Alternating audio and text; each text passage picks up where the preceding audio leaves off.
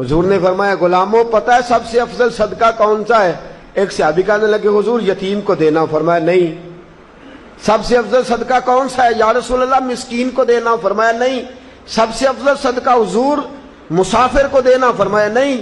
سب سے افضل صدقہ یا رسول اللہ مجاہدین اسلام کو دینا، فرمایا نہیں۔